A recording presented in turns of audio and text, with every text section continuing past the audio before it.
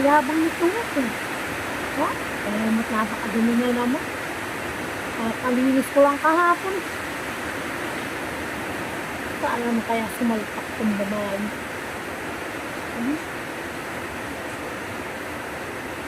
Niligo ka na naman ng tanging gabi. Kaya gabi na naman. Maghapot, magdamag ng umulan. 4 na araw, 5 araw na. Wala pa Friday. Friday, Saturday, Sunday, Monday. 4 na araw na. Nagdiretsong ulan ng ulan. Pumapahinga naman ng konti. Mga ilang minuto. Kasi ulan ulit ang malakas.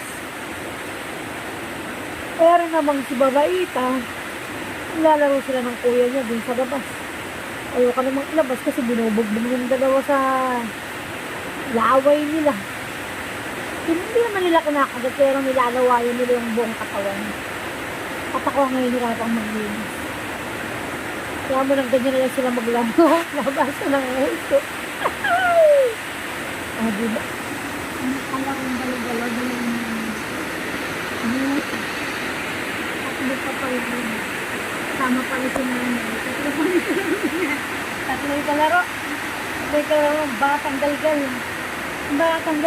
Ang batang galgal. Ay, naglalaro. Siya lang nasa loob kasi maliit. Baka mamaya lumusot doon. Eh, hindi na makakita.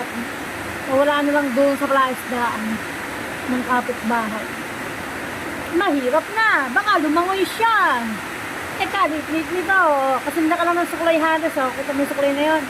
Kasi ka lang siya ng suklay. Tinira nila yung suklay. Binigay nila dito. Para lalaroin sila. Tingnan mo nga. Ilusot yung uso niya. Napakatapang. Akala mo kalaki-laki.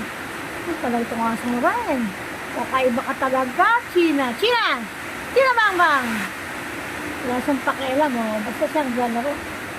China Bang.